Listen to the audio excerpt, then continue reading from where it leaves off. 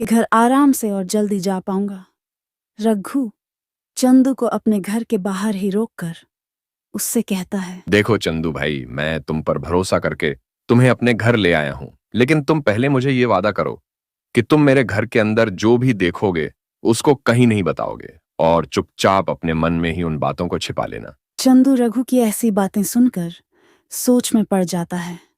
वह सोचता है कि ऐसी क्या चीज रघु उसको दिखाने वाला है जो कि उसका वह राज का राज ही रहे। चंदू भाई, आप कहाँ खो गए हो और अब क्या सोच रहे हो? तुम्हारे मन में कुछ अलग चल रहा है क्या? नहीं रघु भाई, ऐसी बात नहीं है।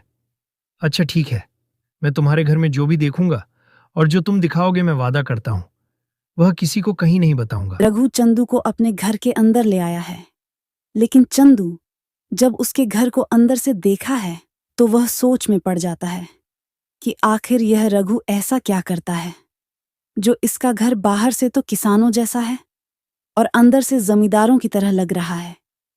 जब चंदू पर रुका नहीं जाता है तो आखिर में वह रघु से पूछने ही लगता है, अरे रघु भाई, क्या बात है यार, तुम्हारा घर बाहर से बिल्कुल किसानों की तरह लग रहा है लेकिन अंदर का घर बिल्कुल जमींदारों की तरह लग रहा है। अरे आपका घर देखकर मैं तो हैरान हो गया यार। और क्या यही राज की बात है या तुम कुछ और बता रहे थे? नहीं नहीं चंदू भाई, अरे राज की बात नहीं है। मैं इसीलिए तुमसे कह रहा था कि मेरे घर की जो भी चीज देखना वह बाहर किसी को मत बताना, क्योंकि अब मैं जो तुम्हें दिखाने जा रहा हूं उसको देखकर तुम खुद ही कहोगे कि इस काम को मैं भी करूंगा और इस काम को कर कर मैं अपने घर को इतना अच्छा बना पाया है। अच्छा तुम यही रुको, मैं अभी तुमको दिखाता हूं। रघु अपने दूसरे कमरे में चला जाता है। रघु चंदू के सामने एक बोरी चावल रख देता है, जिसको देखकर चंदू सोच में पड़ जाता है। फिर वह रघु से कहता, अरे रघु भाई, तुम तो मुझे मेरी किस्मत पलटने का राज बताने वाले थे, लेकिन तुमने तो यह मेरे सामने चावल रख दिया। लेकिन ये चावल कुछ अजीब लग रहा है। क्योंकि ये चावल मैं जापान से मंगवाया हूं और इन चावल की बदौलत ही मेरे घर में इतना अच्छा सामान और मेरा इतना अच्छा घर बन पाया है। क्या इन्हीं चावल की बदौलत तुम्हारा घर इतना अच्छा बना है और तुम इन चावल की बदौलत ही इतने अमीर हो? लेकिन इन चावल में ऐसा क्या खास है जो इन्हें बेचकर तुम इतने अमीर होते जा रहे हो? हाँ भाई, इन चावल की बदौलत ही मैं इतना अमीर हूं, क्योंकि जब हमारे यहाँ सूखा पड़ जाता है या बाढ़ आ जाती है जिसके कारण हमारी सारी फसल बर्बाद हो जाती है और कुछ थोड़ी बहुत फसल बचती है, उसी फसल को मैं इन चावलों में मिलाकर बेचता हूं, जिससे कि मेरा मुनाफा और भी ज्यादा हो जाए। तो इसमें क्या फायदा हमेशा जापान से मंगाई गई चीजों और फिर इन्हें बेचना? और इसमें महंगाई भी तो बहुत ज्यादा होगी। मुझे ये धंधा अच्छा नहीं लगा है। नहीं भाई, ऐसी बात नहीं है। ये चावल बहुत सस्ते मिलते हैं क्योंकि ये चावल उगाए नहीं बनाए जाते हैं। क्या यह चावल उगाए नहीं बनाए जाते हैं? इसका मतलब यह है कि ये चावल नकली है। हाँ चंदू, अब तुम ठीक से समझे हो या चावल नकली है? भाई, अगर इन चावलों को आप हमारे अच्छे चावलों में मिलाकर बेचोगे तो जो लोग इन चावलों को खाएंगे वह लोग तो बीमार पड़ जाएंगे। हाँ, तो इससे मुझे क्या लेना देना है? वह इन चावलों को खाकर मरे या जिए, देखो मुझे सिर्फ अपने पैसों से मतलब है। और अगर हम ऐसे ही सबके बारे में सोचेंगे तो हमारा धंधा ठप हो जाएगा। और अगर हमारी फसल खराब हो जाती है तो क्या वह लोग हमारी मदद करने आते हैं? नहीं रघु भाई, यहाँ तो सरासर गलत काम है, क्योंकि मैं अपने फायदे के लिए किसी को मुसीबत में नहीं डाल सकता हूँ और ना ही उसकी जिंदगी से खिलवाड़ कर सकता। रघु भाई, मैं यह काम कभी नहीं करूंगा। चंदू भाई, एक बार फिर सोच लो, क्योंकि यहाँ कोई मामूली चावल नहीं है। यहाँ तुम्हें अमीर बना सकता है और उनकी बदौलत तुम्हें अपने खेतों में होने वाली फसल की भी चिंता नहीं करनी पड़ेगी और यहाँ तुम्हें रातों रात अमीर बना देगा। नहीं नहीं रघु भाई, इसमें चाहे जितना फायदा हो, लेकिन इस काम को मैं मेरे हाथ और मेरा मन गवाही नहीं दे रहा है। इसलिए कृपया करके मुझे माफ करना, मैं ये काम नहीं कर सकता।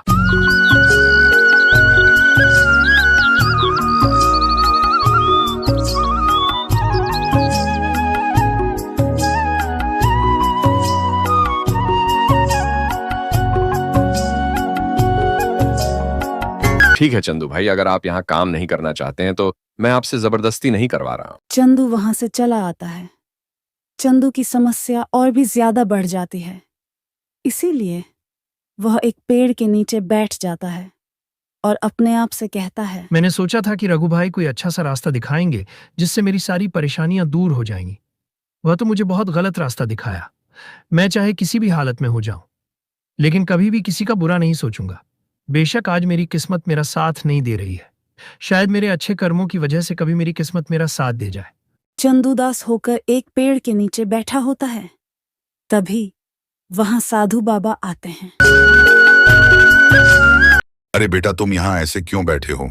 और तुम्हारे चेहरे को देखकर ऐसा लग रहा है कि तुम बहुत बड़ी परेशानी से गुजर रहे हो। अगर कोई गंभीर परेशानी हो तो मुझे बताओ। हो सकता है उसका कोई हल मेरे पास हो, क्योंकि परेशानियां बताने से कम होती हैं। बाबा जी, मैं आपको क्या बताऊं, मैं बहुत बड़ी परेशानी में हूं। अरे मुझे अपना घर चलाने के लिए ना जाने किन किन परेशानियों से गुजरना पड़ेगा। बाबा जी, मेरे परिवार में मैं और मेरी पत्नी 2 लोग हैं और मेरे पास एक छोटा सा जमीन का टुकड़ा है जिस पर मैं मेहनत करके अपने घर का खर्च चलाता हूं, लेकिन कभी कभी सूखा पड़ जाने से मेरी सारी फसल बर्बाद हो जाती है और ज्यादा पानी हो जाने से बाढ़ आ जाती है, जिससे कि मेरी फसल बर्बाद हो जाती है। अब आप ही बताइए बाबा, मैं क्या करूं? अरे कभी सूखा पड़ जाता है और कभी इतनी ज्यादा बाढ़ आ जाती है कि फसल बर्बाद हो जाती है, और इस खेती करने के अलावा कोई काम भी तो नहीं है। हाँ बेटा, तुम्हारी यह परेशानी तो बहुत गंभीर है, लेकिन एक बात बताओ, तुम्हारे जैसे इस गांव में न जाने कितने किसान होंगे। जब फसल तुम्हारी खराब होती है तब उनकी भी तो फसल खराब हो जाती होगी, लेकिन वह लोग तो अपनी किस्मत को नहीं कोसते हैं। वह ऐसा क्या करते हैं कि उनके घर का खर्च आसानी से चल जाता है? बाबा की आवाज सुनकर चंदू सोच में पड़ जाता है। वह मन में ही सोचता है, अगर मैं बाबा को रघु भाई वाली बात बता दूं तो हो सकता है बाबा यह बात कहीं और बता दे, लेकिन मुझे ऐसा नहीं करना चाहिए क्योंकि वह भी तो मेरी मदद ही करने वाला था। चलो बाबा को काम तो बताऊंगा, लेकिन नाम नहीं बताऊंगा। बेटा, कहाँ सोच में पड़ गए हो? मैंने जो प्रश्न पूछा है उसका उत्तर तो दो। नहीं बाबा, मैं कोई सोच में नहीं पड़ा। बाबा जी, मेरे गांव में जब सूखा या बाढ़ आ जाती है तो जो बची कुची फसल रह जाती है उसे मेरे पड़ोसी जापान से नकली चावल मंगाकर असली चावल में मिलाकर बेचते हैं, जिससे उनका घर का खर्च चल जाता है। फिर यह काम तुम क्यों नहीं करते? नहीं बाबा, मैं यहाँ काम नहीं कर सकता, क्योंकि अगर मैं अच्छे चावलों में नकली चावलों को मिलाकर बेचूंगा तो जो इसे खाएगा वह तो बीमार हो जाएगा और उसकी मृत्यु भी हो सकती है। नहीं, मैं यहाँ काम नहीं कर सकता। तो क्या यह बात तुमने अपनी पत्नी को बताया? नहीं बाबा जी, ये बात मैंने अपनी पत्नी को नहीं बताई है। तो जो अपने घर और अपनी पत्नी से इस बात के बारे में पूछ कर आओ, क्या वह इस गरीबी से बाहर निकलना चाहती है? जाओ और अपनी पत्नी से पूछ कर आओ, और बेटा जल्दी आना, तब तक मैं इसी जगह पर खड़ा हूं।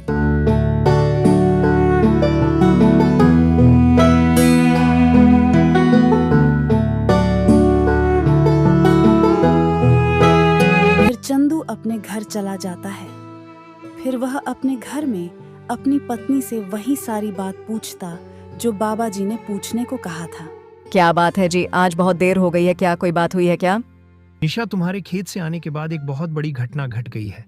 तुम्हारे आने के बाद मेरे पास एक किसान आया था जिसकी फसल हमारी ही तरह हर साल बर्बाद हो जाती है, लेकिन वह बहुत ही अमीर होता हुआ जा रहा है और उसने मुझे यह कहा है कि यदि तुम मेरे बताए रास्ते पर चलोगे तो तुम्हारी गरीबी दूर हो सकती है। तो तुम उनसे पूछते क्यों नहीं हो? हमारे इस गरीबी के कारण हमारे घर का खर्च भी नहीं चल पाता है। निशा, वह जापान से नकली चावलों को मंगवाकर अपने असली चावलों में मिलाकर बेचते हैं, जिससे कि उन्हें बहुत ही अधिक मुनाफा होता है। वह मुझे भी कह रहे थे कि तुम भी यह धंधा कर लो। मैंने सोचा क्यों ना अपनी पत्नी निशा से एक बार राय ली जाए। तुम क्या कहती हो? क्या वह नकली चावलों को मिलाकर बेचते हैं? इससे तो जो इसे खाएगा वह तो बीमार हो जाएगा। नहीं, मैं ऐसा काम नहीं कर सकती हूँ, क्योंकि जो उसे खाएगा उसकी मृत्यु भी हो सकती है और मैं किसी की जान नहीं ले सकती। मुझे यहाँ काम बिल्कुल भी नहीं पसंद है।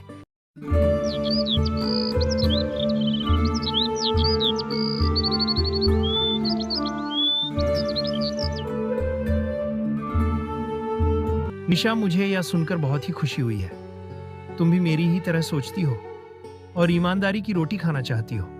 मैं अब जा रहा हूँ, क्योंकि मुझे ये बात बाबा जी ने पूछने को कहा था, इसीलिए मैं उनसे मिलने जा रहा हूँ, क्योंकि वह मेरे इंतजार में खड़े हुए हैं। फिर चंदू चल देता है और वही जगह पहुंच जाता है जहां बाबा जी खड़े हुए थे। बेटा, तुम अपनी पत्नी से पूछ करके आ गए हो, और तुम्हारी पत्नी ने तुमसे क्या कहा है? बाबा जी, वह भी मेरी ही तरह सोचती है और ईमानदारी की रोटी खाना चाहती है। मैंने उससे पूछा तो वह कहने लगी है कि मुझे यहाँ काम बिल्कुल भी पसंद नहीं है, क्योंकि नकली चावलों को जो खाएगा वह तो बीमार हो जाएगा और मैं नहीं चाहती हूँ कि कोई मेरी वजह से बीमार हो।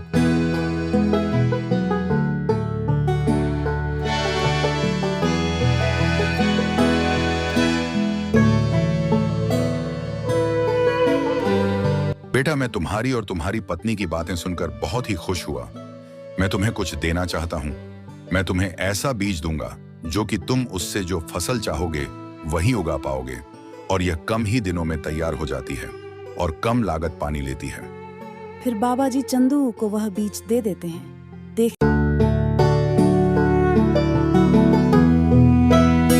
देखते ही देखते चंदू की फसल ले लाने लगती है। अब वह पूरी तरह से तैयार हो चुकी थी। चंदू और चंदू की पत्नी बहुत ही खुश होते हैं। तो दोस्तों, हमें मेहनत और लगन से जो काम करते हैं उसका फल हमें भगवान जरूर देता है। तो दोस्तों, हमें इस कहानी से यह सीख मिलती है कि हमें अपनी मेहनत और लगन से अपना काम करना चाहिए। हमें अपना कर्म करना चाहिए, फल तो अपने आप ही मिल जाएगा।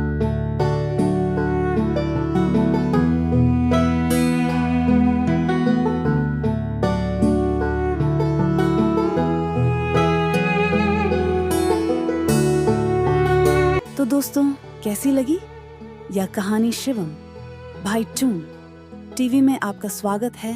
इसी तरह की कहानी देखने के लिए सब्सक्राइब करें और लाइक करें और कमेंट में बताएं कि इस सीन में सबसे अच्छा पार्ट कौन सा लगा, पार्ट 1 या 2।